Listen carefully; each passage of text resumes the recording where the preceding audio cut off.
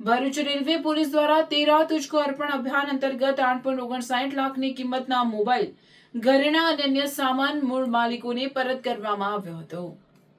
ચોરી, લૂંટ અને ધાડના ગુનાઓમાં ગયેલ મુદ્દામાલ નાગરિકોને પરત મળી રહે તે માટે રાજ્યના પોલીસ વિભાગ દ્વારા 13 તુझको અર્પણ અભિયાન ચલાવવામાં આવી રહ્યું છે, જે અંતર્ગત ભરૂચ રેલવે પોલીસ દ્વારા પણ આ અંગેનો કાર્યક્રમ યોજાયો હતો.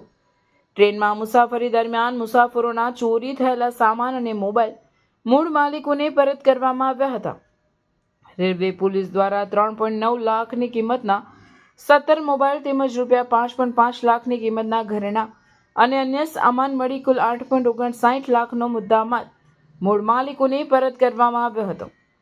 પશ્ચિમ રેલવે સુરત વિભાગના નાયબ પોલીસ અધિક્ષક DH ગોરની અધ્યક્ષતામાં આ કાર્યક્રમ યોજાયો હતો. પોલીસ દ્વારા મેળવી અપાયેલ સામાન બદલ મુસાફરોએ આભાર વ્યક્ત કર્યો હતો. મોબાઈલો મિસિંગ થયા છે, રિકવર કર્યા છે, એક મોલ છે એ પણ અમે મળી આવ્યું તમને.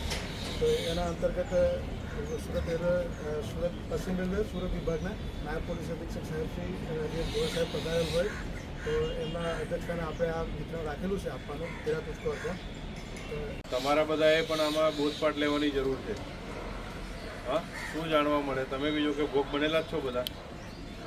આપણે ઘરની બહાર નીકળીએ, કામ ધંધા માટે જઈએ કે ફરવા જઈએ, પોતાની ચીજ વસ્તુની સાર સંભાળ આપણે રાખીએ નહીં પ્રોપર વેમાં, ત્યારે આપણે આ ધક્કે ચડવાનું થાય. શું થાય?